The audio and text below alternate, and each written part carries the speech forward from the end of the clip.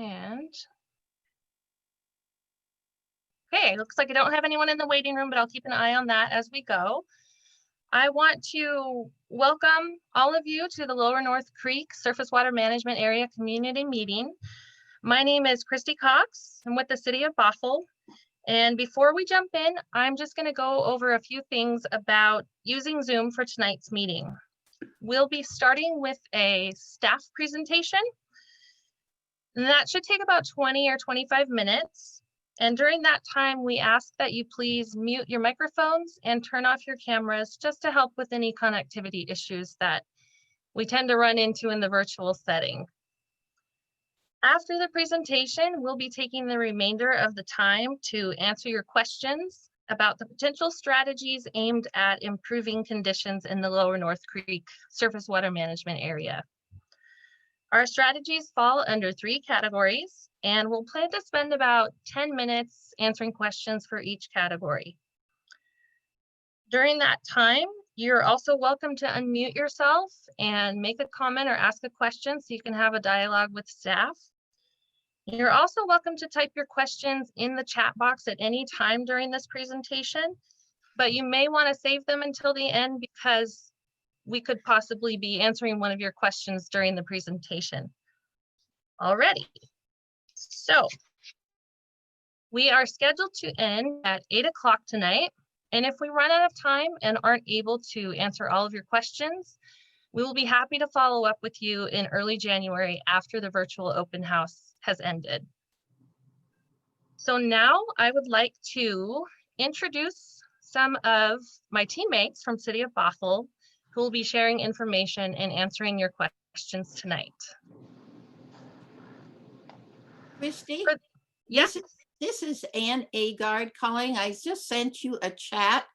Suzanne Burnell signed up, but did not receive your notice with the link. Do you have her email and can you send it to her now? I sent an email earlier today. Did it possibly go into her spam? Was whatever email that she used? She said she sent it to you today, Suzanne. No. Okay. She's looking at her spam. Okay. Can you give her the meeting ID? I can, yes. 1 second. Meeting ID, where is it here? Sorry, hold on just a moment.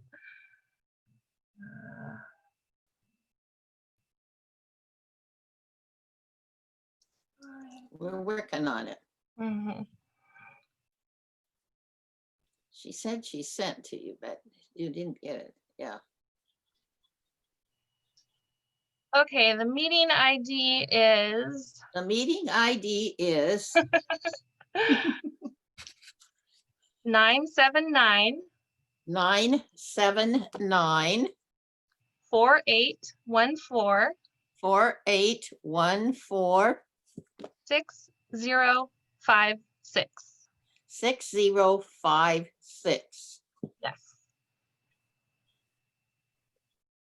979. Got it. Thank you for checking. Okay. Thank you, Christy.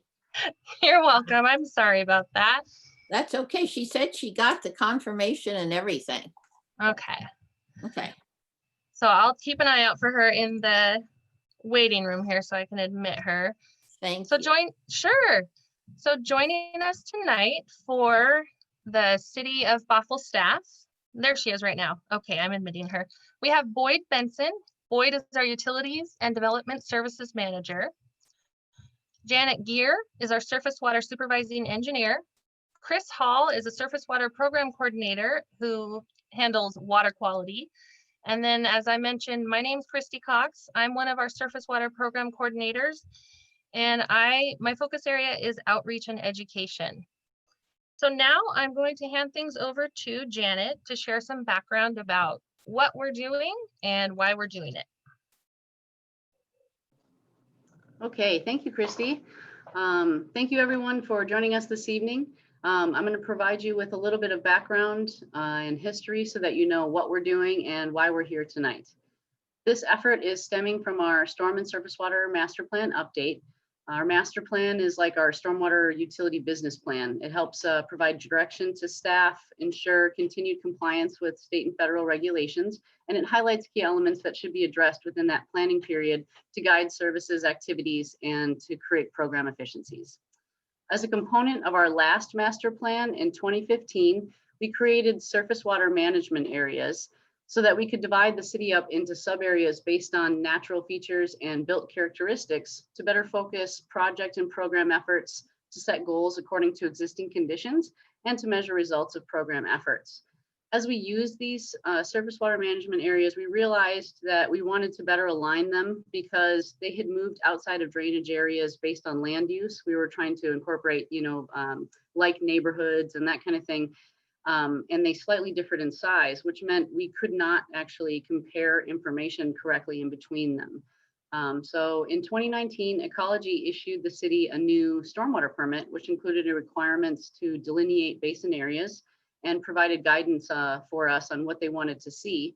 And they also, in that permit, asked jurisdiction to assess conditions of those basins, to find any data gaps, and to choose a basin to prioritize for focused efforts by 2023. So because we had all that information from Ecology and we were already wanting to update our surface water management areas, for the 2021 master plan update, we realigned our surface water management areas to meet both our city needs and the state requirements. So why this process? Why we're here tonight? Our first outreach effort regarding the surface water management areas in both 2014 and 2015, they resulted in some comments, but they weren't fully representative of our community. With the master plan and our annual outreach efforts that we do for our updates each year, we're trying to help people understand where we are and where we're going, and to allow them to provide input and feedback to help guide our priorities. With this outreach effort tonight, we're seeking input that we can use to help guide us in planning goals and activities for each area based on the existing conditions within that area and our future planning efforts. Our plan is to go through a public process just like this to define goals and activities for each surface water management area over the next master planning period. Our goal with each of these efforts is determined what can be implemented now, what can be implemented in multiple surface water management areas or citywide, and what should be planned for future efforts. So our expectations of our participants tonight, we're hoping that you have a chance to listen so that we can provide you with the information on where we are now. And we'd really like to hear your thoughts regarding the first surface water management area and to learn other ways that we should reach out regarding our future efforts. So now I'm going to turn it over to Chris, and he's going to explain how we delineated the current surface water management areas for the master plan. He'll explain the data that we gathered to analyze each basin and to discuss the water quality data, both citywide and for the basin discussion tonight concerning Lower North Creek. Chris? Yeah, thanks, Janet. So as Janet discussed, I'm going to be going over a good amount of data. So if you like data, hooray. If you don't, too bad, we're going over it. So just to start, here's our surface water management area map. We have 11 of them. So Bothell developed these surface water management areas, delineations to these sizes for a number of different factors and reasons. For one, as Janet somewhat mentioned, we developed them to these size to meet recommendations set out by the Department of Ecology, size recommendations. They recommended basins between 1 and 10 square miles so that you could actually have impacts within the basins that you're prioritizing. We also wanted to reduce size bias for our local and data needs. So if surface water management areas are too small, we can't really capture enough data to accurately compare them to each other. And if they're too large, they get unfairly biased because you tend to go after the big ones. So most of our surface water management areas are between 1 and 3 square miles for these purposes. They also focus around tributary drainage since we believe that's where we can make the greatest impact outside of the main stem and in some of these smaller and medium-sized tributaries. So with that, we looked at conditions for each stormwater management area. We mapped existing conditions such as impervious surface, tree cover, land use zoning, development, water quality, treatment facilities, and the like. We looked at opportunities and constraints for each surface water management area. And then we worked with the consultants to assess surface water management areas based on high needs and high impacts, and developed numerically weighted values for each surface water management area for existing and future flow control and water quality treatment facilities to improve stream health. So with that, we're going to look at the water quality data and sampling locations. Here's a map of all of our sampling locations along with the types of programs that we run. As you can see, Bothell has a fairly robust sampling program. We monitor in most locations around the city, although there are some data gaps within the area spatially. We have an ambient monitoring program where we monitor for temperature, dissolved oxygen, pH, turbidity, and fecal coliform monthly at discrete locations. We've done that for about 10 years at many locations. We have a bioassessment monitoring program where we collect stream bugs, also called macroinvertebrates, which are really good for analyzing a stream for overall stream health. We run a randomized sampling program where we work with local property owners and get property permissions to monitor streams that are in random locations, and it gives us good watershed health metrics for water quality, biology, along with habitat analysis. We also do some project-based sampling, such as illicit discharge detection and elimination monitoring or effectiveness monitoring for things like restoration projects. So with that, we're going to dive right into overall water quality results for our surface water management areas. And we just wanted to start with the BIBI scores, which are stream bug analysis scores, or macroinvertebrate scores. Stands for benthic index of biotic integrity. What you're looking at is a box plot, and I'm just going to describe it real quick so you can understand it. But the box itself on the graph kind of represents the 25th to 75th percentile. So it's going to give you kind of that middle range of values of your data. And the lines are going to show you pretty much the rest of the range of the data, where the dots are going to be outliers that are either significantly higher or significantly lower than a majority of the data. So this graph is showing us BIBI scores among surface water management areas where we have data in. As you can see, most of the scores are between the red and the yellow bars, which indicates either very poor or poor scores for BIBI scores or macroinvertebrates. There is one exception in Lower North Creek where we have some moderate scores to even one good score for stream bugs. And we'll touch on that a little later.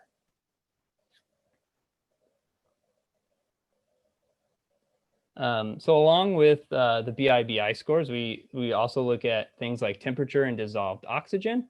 We look at these parameters because they're very important for fish and other in-stream organism health. The red line there indicates the state water quality standards. So for dissolved oxygen, if you're below that red line, typically happens during the summer when there's high temperatures, then it's considered impaired and not healthy for in-stream organisms such as fish. And for temperature, if you're above 16 degrees Celsius, it's also considered impaired and not good for fish and other organisms. So as you can see, kind of citywide within the summer, where most sampling sites are typically impaired for both dissolved oxygen and temperature. Once again, Lower North Creek kind of stands out as one that is slightly higher in dissolved oxygen and slightly lower in temperature, which is good for in-stream organisms.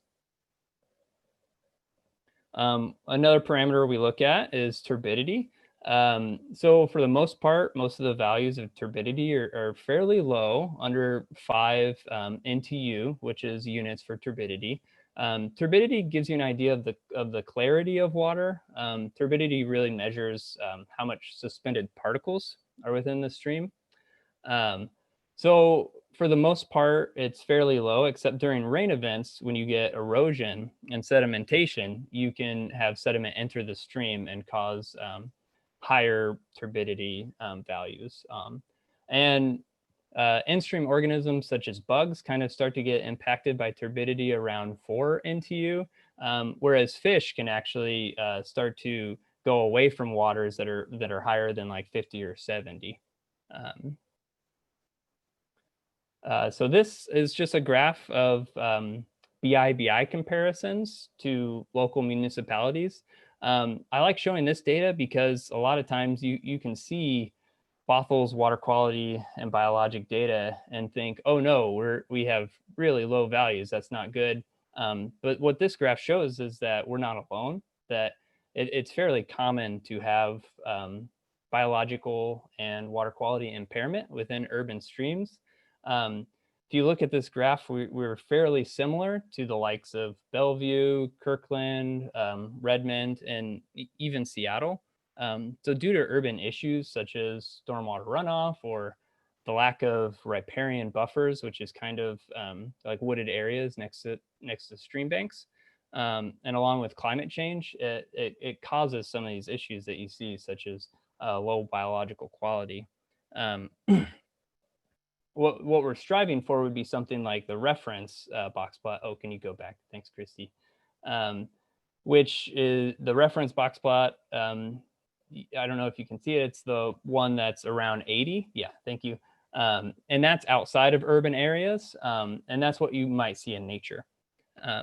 So recognizing constraints and developing goals and projects can help hold the line or even improve some of these conditions in urban streams. And developing these surface water management areas and outlining conditions and strategies to improve is an important first step forward. So after reviewing all the data, all the conditions, we've decided to begin with Lower North Creek. So about Lower North Creek, it has a unique mix of needs and opportunities and constraints. It has certain areas such as Palm Creek that need protected because it has higher water quality values and better biological communities, while there's other streams that need more restoration and they're much more impaired. So with that, we can dive deeper into the data specifically for Lower North Creek. This is just a large data table showing some of the analysis we did for each surface water management area. So we looked at land use and land cover statistics for each surface water management area. For example, Lower North Creek is mostly residential with also a fair amount of commercial. It has a high amount of imperviousness. It's about 1/3% impervious cover. It also has a large amount of natural areas, thanks to the North Creek main stem, along with some smaller tributaries such as Palm Creek and Colewoods Creek. And we also looked at things like control structures for flow control and total number of water quality treatment facilities. So with that, we're going to dive even deeper now into specific site level for biologic and water quality monitoring results. So here you can see another BI graph, which once again is the macroinvertebrate analysis. For the most part, all sites are fairly impaired, but Palm Creek kind of stands out because once again, it's moderate to good. It's a similar story for dissolved oxygen. Almost all the sites are considered impaired with below 9.5 milligrams per liter dissolved oxygen on average during summer months, but Palm Creek is higher than that, more like 11.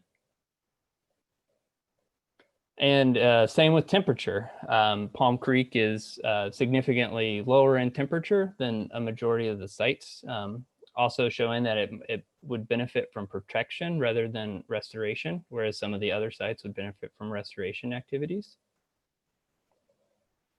And it's also similar within the turbidity. This is just showing you once again kind of the stream clarity or turbidity within each site, with Palm Creek also having the least amount of turbidity when compared to other sites. And with that, I'm going to turn it over to Christy. Thank you, Chris. In addition to the monitoring that Chris just talked about, there are also a number of other efforts currently underway in the Lower North Creek Basin. Janet and I will briefly talk about the efforts related to education and outreach, development conditions, and capital improvement projects, inspection, and maintenance. For outreach and education, we have partnerships at the regional, sub-regional, and local levels. We work with our counterparts at other jurisdictions, not only to learn from each other, but to ensure that we have consistent messaging throughout the region when it comes to stormwater best management practices.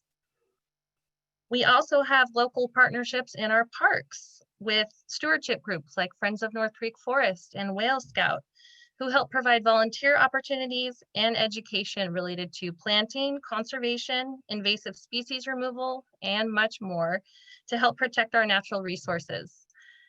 Because we're in 2 counties, we're fortunate to have a partnership with 2 conservation districts who have helped serve our residents with anything from technical assistance for private stormwater system maintenance to building do-it-yourself rain barrels, as you see in the picture here, to workshops targeted toward septic system owners, streamside property owners, and we even held one recently who tend to have problems with beavers on their property. We also have a pet waste program that offers pet waste bag dispensers in all of our city parks. And we also have a residential pet waste sign request program where if a resident notices a persistent pet waste problem in a certain area, they can just request signs and we provide them with signage that cites Bothell's scooping law and reminds pet owners that they are required to properly clean up after their dog. For natural yard care, each year we offer a series of 3 natural yard care workshops, usually with Tilth Alliance. And I'm excited to share that the workshops we'll be offering in spring are going to be targeted to landowners along the North Creek corridor. So this will help the streamside property owners understand how to care for and protect the creek and surrounding habitat using natural yard care methods that don't require chemicals that would probably wash into the creek. We are also trying to encourage our residents to harvest their rainwater by using methods like rain barrels and cisterns. When it's safe to hold in-person events again, we look forward to working with Snohomish Conservation District again to offer another do-it-yourself rain barrel workshop. This time it would probably include more follow-up about how to get the most out of the rain barrels that people are making. And we also encourage our residents to install rain gardens to help absorb stormwater runoff that would otherwise leave their property. This is another area where our conservation district can jump in. They're great partners as far as having the expertise, and they can provide technical assistance, planting plans, and sometimes even cost sharing options when grants are available. So now Janet is going to talk to you about the efforts related to development conditions.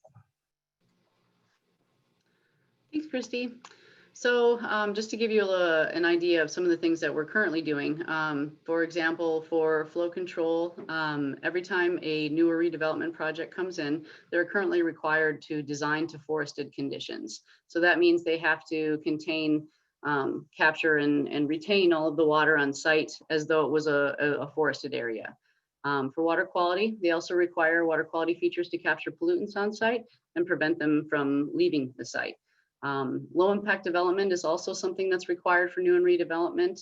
Those techniques mimic the natural environment by allowing water to infiltrate the soils, to remove pollutants, recharge groundwater aquifers, and reduce peak flows. We require mitigation for known stormwater issues. So if there is a drainage issue downstream, they are required to mitigate that to the maximum extent practical. And then within the lower North Creek area, we have enhanced requirements within the planning area of the Fitzgerald 35th, which requires these items. But now that all the standards have come up citywide, we have pretty robust flow control and water quality requirements. Next slide. So for projects, inspection and maintenance efforts, just to let you know, our projects are now coordinated with all of the other utilities and the transportation department. So each year during our capital facilities planning, we sit down with everyone, we map them all together, and we make sure we're as efficient and effective as possible. For example, if they're doing a transportation overlay and we've got stormwater issues in that area, we're combining efforts with them to make sure that those are getting addressed at the same time. Our current projects are listed on the newly adopted capital facilities plan, and future projects are being planned all the time. So anytime we get a concern that comes into the city or an infrastructure need identified by staff, or just through our asset management program where a facility has reached its useful life, those are getting added to this list. And then as we come up for the capital facilities plan, we're looking at these needs, we're recording them, and then mapping them together to determine next steps. For our inspection programs, we are required to inspect all public facilities, stormwater facilities, annually, and to make sure that those are in compliance. Which we do, and also anything that was designed under the 2009 and after manual is also required by the state to complete annual inspections, which we also do. And then all of the other ones that are prior to 2009, we do also have an inspection and maintenance plan for those private facilities where we go out and inspect those. We issue them in order to maintain for any standards that are falling behind, and make sure that those get addressed. And so we're making sure all of the systems are functioning as they were designed to, as far as current plans. Thank you, Janet. And get to the right slide here. Now, Janet doesn't get a break just yet. Janet's going to go through the 3 categories of potential strategies to improve conditions in the Lower North Creek surface water management area. And then we're going to spend about 10 minutes on each one of these areas to answer your questions. Let's get started with existing development strategies. Right. So as part of this planning effort, what we're looking at is, again, what I'd mentioned in the beginning. What can we do now? What can we implement within this surface water management area? What can we implement citywide? And then what are some future things that we can put into our planning documents to make sure that they get addressed? So a couple of things that we identified right off the bat. This first one, require level 3 flow control for all new and redevelopment. And basically what this means is that people have to do the absolute maximum without going through the process to identify. We're just basically saying you have to do the most at all times. And so that's one thing that we're considering, especially in the Lower North Creek area, where we're having a little bit more peak flows because of development projects that were put in the 80s and the 70s before we had more robust development requirements. We're also looking at requiring enhanced water quality treatments for new and redevelopment. One of the things that has been encouraged within the city, but we want to make sure that we can see what we can do to encourage further the clustering to reduce impervious surfaces and protect native vegetation. Janet? Yeah. I gotta jump in for just a second. I think you're in the next category right now. But we need to go back to that's sorry, okay. I jumped right ahead. Yeah. Let's go back to existing development strategies.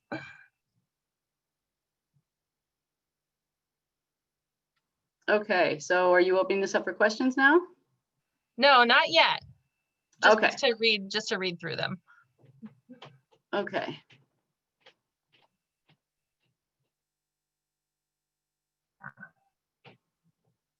Okay, so these got put out of order, so sorry. Oh no, I'm sorry. Yeah, that's why I was like, what? Okay, so one of the things we're talking about is addressing flooding or fish passable issues through project identification and planning, which is something that we're already doing actively. Seeking funding for retrofitting existing systems. So basically what this is we put in a little bit of a budget amount in order to match grant funding to retrofit and enhance existing facilities. So those that we don't think are going to be redeveloped, but we've got like a stormwater pond, for instance, that could benefit from better water quality treatment or enhanced flow control. We're also looking to inspect and enforce existing stormwater maintenance at a higher frequency in this area. So for example, with that private system, maybe we're going in there annually for those that are not required under the permit, but they are something that we want to make sure we focus on, that those are maintained. Even though it's a requirement in the permit, it might be nice to increase inspection frequency. So land management and future development strategies. So this is where I was talking about requiring level 3 flow control, enhanced water quality, encouraging the clustering, and then mapping wildlife corridors. I know this has been going on a bit within the planning area, but it would be nice to make sure that these are wrapped into our stormwater activities so that we can combine efforts and funding when possible, and make sure we're maximizing those opportunities. Reserve green space or identify impervious surfaces that can be converted to green space. So a lot of times back in the past, people were allowed to develop their areas 100% impervious. So we'll look for opportunities where we can potentially convert some of those to green space if they aren't being used. Transfer of development rights or zoning changes to protect critical areas. This is one they've been working really hard on in the Canyon Park Business Park to transfer some of the development rights in order to protect those important critical areas. And so that's something that we can look at both in each surface water management area, but specifically for the lower North Creek area when we're talking about Palm Creek and some of these other areas we want to protect. And then review existing codes for ways to encourage preservation of open space. One of the examples here is that under our Green PUD program, we were trying to encourage more of what they call stormwater parks, where they have an open space, but it's providing a water quality benefit. And we realized in our codes that it inhibits it simply because they have to separate that into a tract area. So that's one of them that we'll be looking at right now, is to make sure that we can maximize those areas so that they're providing open space, but in addition to a water quality and flow control benefit. Programmatic management strategies. So identify potential parcels that would benefit from restoration efforts within the buffer areas. We are already doing this within our parks and open space, but there could be other parcels out there. There's other things that we can do as far as partnerships with businesses. So we'll continue to be looking for those opportunities. Increase monitoring of creeks within the area to increase knowledge. One of the things we were talking about is those gaps. So we did an ambient monitoring program and other things that we've been doing for 10 years, but are there some gaps still in those areas, and how can we fill those gaps? Increase water quality sampling within the storm system to correspond with creek monitoring. So one of the things we were talking about is if we're detecting something in a receiving water, we already kind of go upstream to see what's going on, but could we possibly have some more of those within the storm system itself so that we can start tracking and monitoring where some of these issues are and hopefully address them.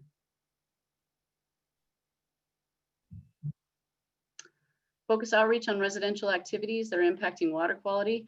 Christy mentioned a lot of our active education and outreach programs.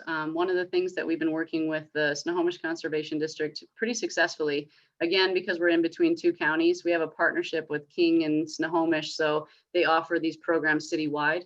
And then they coordinate together to make sure that we can offer those programs, but they'll go into existing neighborhoods and retrofit for rain gardens or help them put in rain barrels. We've done a couple of LID within neighborhoods to identify opportunities for residents that they might not have thought of themselves.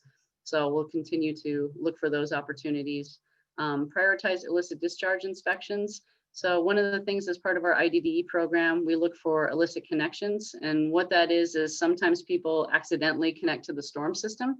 So they think one of their drains in their house or drains from our business goes to the sewer, and it doesn't, it goes to storm. And so we're actively seeking those out.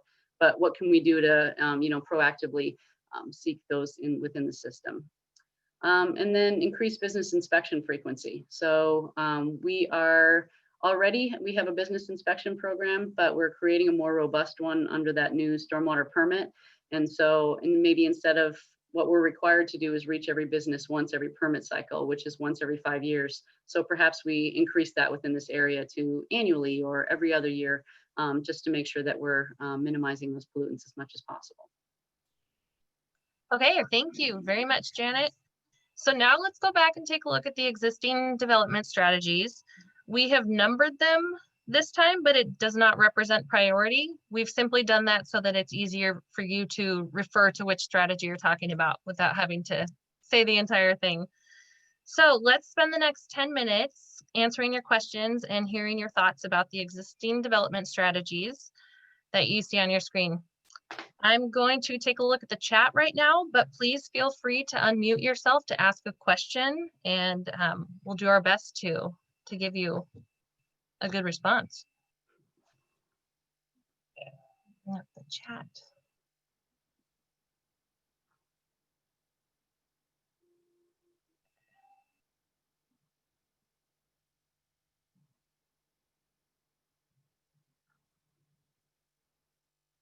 You know, this is Suzanne Burnell. I don't really know what to ask because these are so general and so non-specific that it's really hard to ask any specific questions.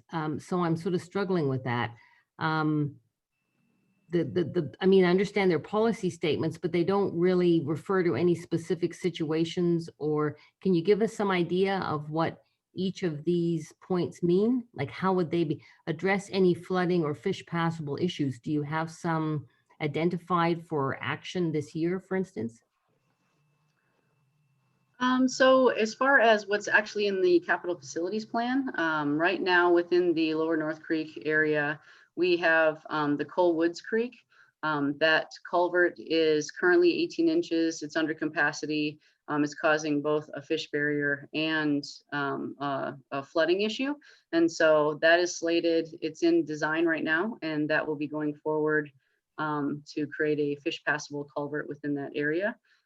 So that's one where we've noticed an issue, both within that program, because we do have some flooding and some issues along 35th and 240th. It's going to address that fish passable culvert. It's going to upsize one of the culverts a little further down on 236th. And then there's a portion on 240th where they go from 24-inch pipes to 18-inch and then back to 24. And so we're going to make sure that those 18-inch sections are upsized to 24 so that that stormwater does not cause a flooding issue there. So that's one specific.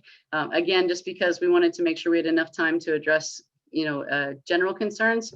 If you look at the capital facilities plan, you can see what's actually addressed for right now. And anytime you see any issues out there or something that you think needs to be addressed, reaching out to the city, letting us know about those. They get logged, mapped, and then each time we go through the capital facilities plan, we will update that accordingly. Could you also have any specific things about creating new regional facilities, what you're thinking of there? Sure. So yeah. for example, some of the existing development areas, the homes were built in the 80s. And so there is either no regional facility at all, or it has minimal water quality benefit. I'm trying to think of a couple offhand within this area, but one that comes to mind that we're working on with the businesses right now is the Canyon Park Business Park. Their regional pond there requires additional dead storage. It requires additional live storage. And then there's, some water quality feature opportunities there. We'll get some of that through redevelopment, but the ones that we can address through construction projects, we'll be looking for grant funding to see if we can create, perhaps a public facility or something, prior to that system in order to improve stream health conditions. Is there anything in Lower North Creek that's really that equivalent? With a regional system identified? Yeah. Well, this is the initial planning stages. So, just so you know, these requirements just came to us from ecology. So we're trying to get everybody's input, at the ground level. So we're working on those. We're working on establishing those at this point. We haven't identified everything. So I just wondered if there was something specifically in Lower North Creek. Right now, the great majority of the funding is going towards this 35th fish passable culvert and flooding issue. So that's what we're going to address in the near term. Okay. I do have a suggestion that's a little off of this subject, but I think is important. The area between 240th and 228th is considered a very high quality for fish. Both fish spawning and for basically for fish inhabitants, and that area does have a 150-foot buffer of North Creek along North Creek in the Shoreline Master Program. But there is a movement now towards work towards broader buffers that equal what's called site potential tree height. So I think we should look towards seeking funding, particularly through, for example, conservation futures funding from Snohomish County, which is looking at this kind of funding for those streams such as North Creek and Palm Creek, I think, has some fish. Also, all of them are potential fish habitat. For purchasing the buffers and wider riparian buffers in those areas so that we have better protection for those fish, because this whole stretch of North Creek is very important in terms of fish. Definitely. Thank you for that comment. And all of those tributaries. Well, speaking of that, if the lower Sammamish River is in even worse shape than lower North Creek and the fish have to pass through there, how do you solve that problem? Are you, so this one is specific to the lower North Creek area, but we'll be looking at all of these citywide, and we definitely encourage you to provide questions and comments, and we will address those. Christy, can you go through the chat? It looks like there's 22 comments in there. There's a lot. I'm trying to, because we're trying to focus on just the strategies for existing development within these 10 minutes. I'm trying to pick out the ones that are more related to that. For item number 3, inspect and enforce existing stormwater system. Under current monitoring frequencies, what's the average rate or number of flagged infrastructure or systems that need to be fixed or maintained per monitoring cycle? Can you repeat that one again? Sure. It looks like if you are able to pull up the chat, it's the last question on there right now. It says for item number 3, under current monitoring frequencies, what's the average rate or number of flagged infrastructure or systems that need to be fixed or maintained per monitoring cycle? So as far as the public system goes, we have a really high rate of meeting standard compliance. So a lot of times when we're talking to the operations staff, what actually goes to an order to maintain is about 20% of the time. 80% they meet standards across the board. And then based on that, we have 6 months and 12 months to comply with bringing those into compliance. So for example, 6 months is for all the catch basins, 12 months for any of the stormwater facilities. And the reason you have that frequency is because you don't want to be cleaning a pond in December. You know, you're trying to pump that much water out, you're not getting to the sediment, that type of thing. So for the private systems, I'd have to go back and look. For the NPDES, that's the stormwater permit we referred to. For those, because they're getting annual inspections, again, we have a high rate of success because those right off the bat have received annual inspections. For the ones we call VMC, which is under our city code, but they're not required by the state, so they have a lesser frequency. I'd have to go back and get those numbers for you because I don't know them offhand. Okay. Excuse me. I've got a lot of questions on here that are kind of more related to the other 2 categories that we'll get to. But one participant's asking, are all of these subdivisions of Lower North Creek defined on the map?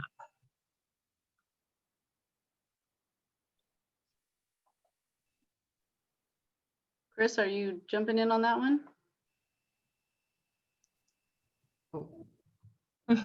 Can you repeat that one again? Sure. The question was, are all of these subdivisions of Lower North Creek defined on the map? Subdivisions? We have a subdivision map that we could provide, but they're not defined on the surface water management area map. Okay. So that was my question. And I was looking at, you were specifically, there was a chart of all the different subdivisions within the Lower North Creek area. And so I was just wondering if there was a map that we could look at that. Are those specific to like neighborhood regions or? if there was a map where we could see how you guys designated those areas. Yes, we have that available. I believe it's on our COB map. I believe the subdivision layer is on there. Janet, you may know more about that than me, but we could also get it to you if you wanted to see that. Yeah, if you've taken a look at Cobb Map, they have on the website, if you pull the interactive map up and go under, I believe that there's planning and then there's environmental, and you should see the planning sub areas. I'm sorry, could you say that one more time? If I go to the what site was that? It kind of COP app, did you say? Cobb Map, it's COB Map. It's the City of Bothell's interactive mapping system. It's on our website. Okay, Sorry. great. No, it's fine. It's fine. No, it's fine. Thank you.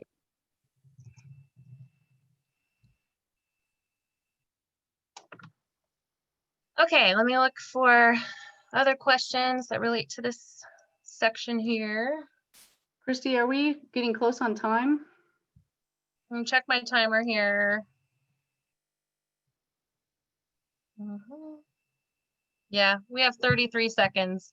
Perhaps, yeah, just to, because I'm sure we still have a lot of questions to get through. So if everyone's okay with it, can we move on to the next set of strategies to look at? And then I think some of the questions that are in the chat will be more applicable to this section. Okay. Let's see. I know there was a question. Okay, there's a question that says, what is enhanced water quality? And what does the transfer of development rights mean as it relates to protecting critical areas? Okay, so Boyd, I'm actually going to ask you to jump in on this one. Yeah, for sure. When you look at water quality, there are a couple different levels. The first one is basic water quality, and that's what you typically see with new subdivisions. And that water quality requirement is removal of 80% of suspended solids. And it's not just the solids, but that's used as a proxy to pull out pollutants as well. So that's basic water quality. Enhanced water quality is one level above. So it's basic plus something. And that plus something is removal of zinc and copper. And so it takes out some of the metals that impact the values and functions of critical areas and water bodies. So hopefully that explains the difference. But like I said, typically new development's basic. Enhanced water quality is a level above, removing zinc and copper. Actually, that was my question, and it spoke more to why and how is the city transferring that right to property owners? Like, didn't really understand how that was going to enhance water quality, and how is that being done, like physically? Like, how are you actually monitoring if you're transferring water quality responsibility to private commercial entities? How is that being tracked by the city? If that's what you're saying, maybe I'm not understanding correctly, but I want to understand how the city is honoring its commitment to improve water quality if it's transferring rights to commercial entities. Okay, let me try that one more time, Suzanne. I'm really sorry. Enhanced water quality is a technical term for how you clean water, and I was explaining that. So I'm going to go back onto the transfer development rights. I'm not in community development, but typically with transfer development rights, you may have a highly impaired site or a site that has wetlands with good values and functions, and you don't want to have development right next to it. And there may be another parcel that has no wetlands or wetland buffers. And the transfer development rights is taking that development that's adjacent to a critical area or a water body or something else like that you may not want to see that development occur there, and transferring the right of that development to another parcel that doesn't have all those great values and functions. What you're doing is you're taking the development away from these sensitive bodies and then making the development more dense somewhere else where they have less impact on these critical areas. So that's the transfer of development rights. And once again, the enhanced water quality, it's a technical term to make the water cleaner. Does that help?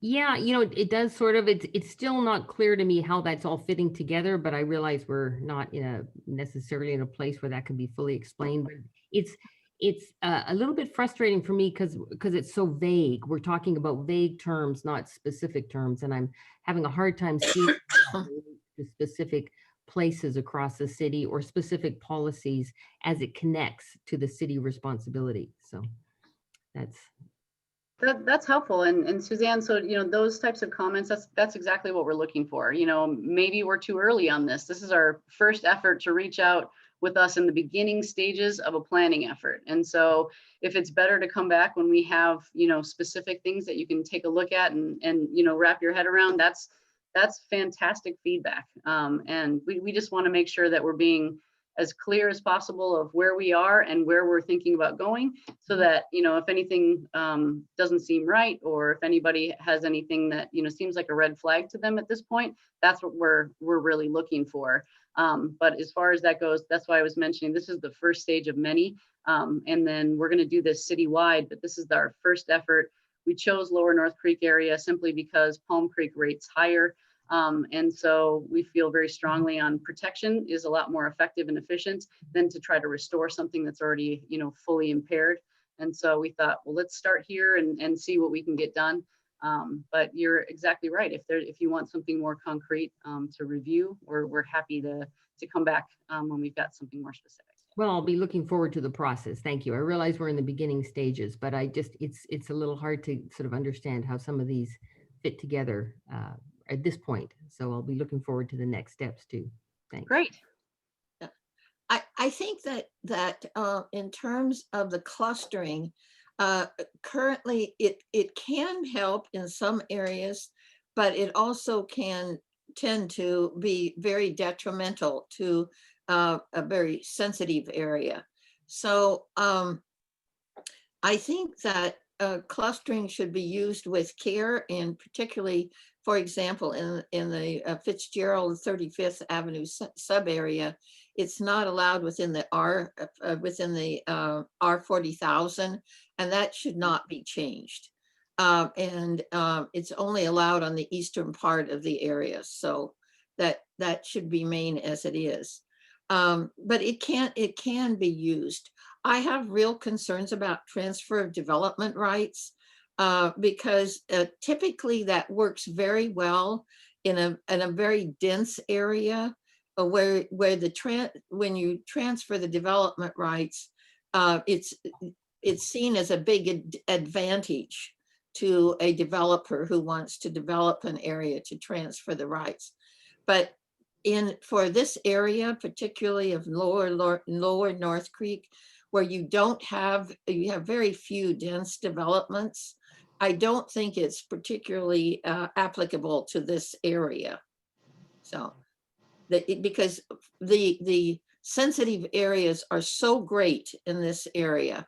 It's not just Palm Creek, but it's also the Woods and Cold Creek, as well as North Creek, that are three very important streams.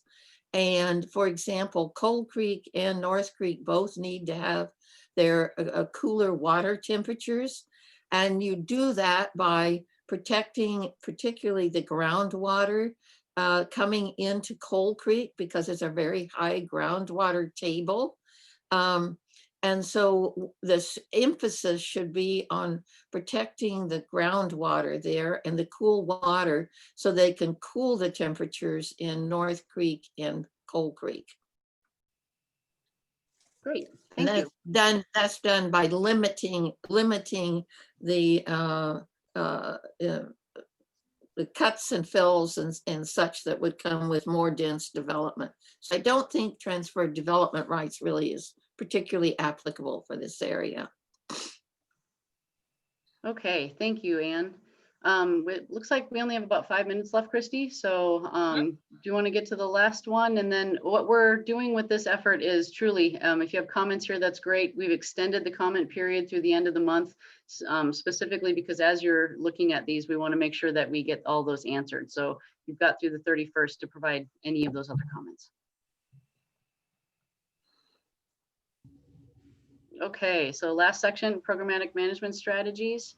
Again, I know this is a super general, but within these, what we're looking at is within our program. So we already, for example, right now we're working on the former Wayne Golf Course restoration. Chris is heading up that effort.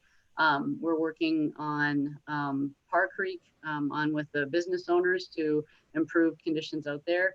But this is specifically to what parcels would benefit from restoration within buffer areas. And so we're trying to think outside the box. Where are existing opportunities, both public and private, that we could assist? Monitoring creeks within the area to increase knowledge and concerning existing conditions. I know there was a couple questions in here about sampling and water quality. So Christy, I don't know if you want to jump on those and let Chris answer them. Oh yeah, grab those.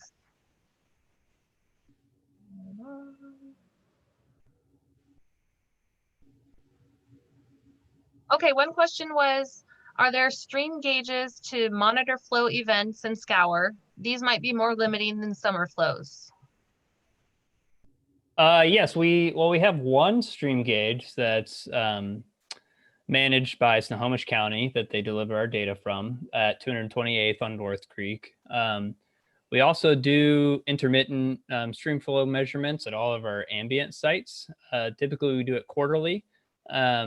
And we do that by using a float test, taking dimensions of the stream channel, and running timed floats to get a fairly good estimate. Okay, and about increased monitoring, number 2, what is the frequency of increased monitoring?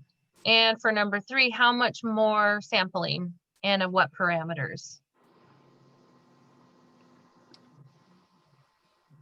So increased frequency of monitoring could mean anything. Most likely for the lower North Creek, we would determine new ambient monitoring locations, so we'd get a better idea of status. Because generally, for water quality, spatial representation is almost more important than the frequency, because you gain a lot more knowledge about the overall stream system based on the number of sites. Whereas when you're trying to find trends over long durations, doing more frequency could potentially be better.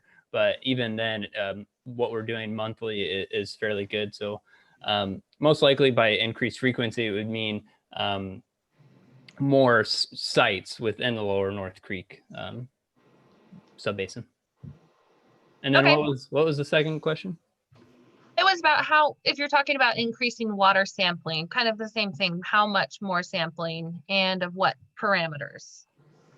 Yeah, so most likely we would increase the amount of sites that we do.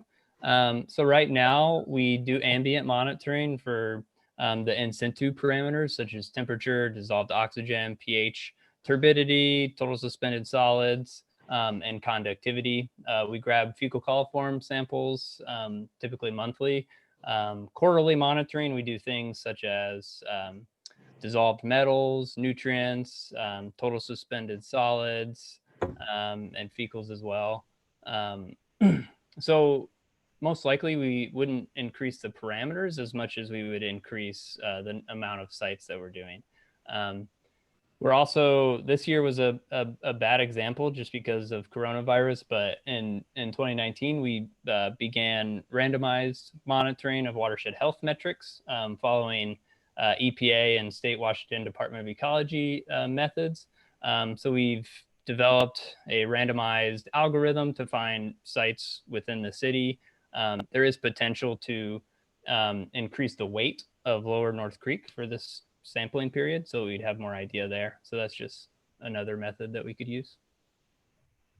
And what kind of pollutants are you typically finding in North Creek?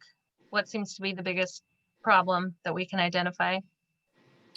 Yeah, from what we're monitoring and the impacts on, say, fish and human health, it would most likely be temperature and dissolved oxygen. And also, we have a total maximum daily load at TMDL. So fecal coliform is commonly an issue pollutant that we find within this area as well.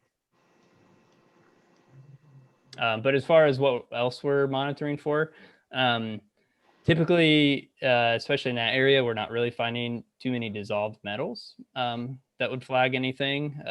Nutrients can be high, especially in certain areas that have high fecal coliform. Those tend to go hand in hand. Mm-hmm. So yes, pollutants like that. Okay, thank you. I know we're at time right now. There are a lot of questions in the chat. So I'm thinking for follow-up, the easiest thing might be to do Janet, Chris, and Boyd and I will sit down and go through these questions, responses for you, and then we can send an email to everyone who was here tonight in early January, responding to your comments and answering your questions, just so that you can all see how they were answered as well. We want to thank all of you for joining us tonight. Thank you so much for all your thoughtful questions and your comments. And as I mentioned at the beginning, and just now, we're more than happy to follow up with you. And like Janet said, this is our first time, our first attempt at outreach for one of our surface water management areas. So you're sort of our guinea pigs, and we really appreciate the constructive feedback that you've given us about what you're looking for, what would make this process more beneficial to you, because we'll definitely learn from that. We have extended the virtual open house until December 31st. So I can get on the right screen here. There's a web address. If you still want to submit comments through the virtual open house form, you're welcome to do that. You can also email me directly. If you prefer something handwritten or mailed, you can always send it to City Hall. We have staff there to let us know that there is something waiting for us. And what else do I have here? I want to make sure I don't miss anything really important. Yeah, feedback about how to best reach out to you is always appreciated. And my teammates and I just really want to thank you again for joining us. And we wish that you all have happy holidays and enjoy the rest of your evening. Thank you all so much. I really appreciated your presentation. It's really good to hear what's going on. So thank you very much for the effort. That's much appreciated. Well, thank you for your great questions too. It gives us a lot to respond to, and yeah, but excited about it. Yeah, so thank you. Yeah. All right. Thank you. Thank you.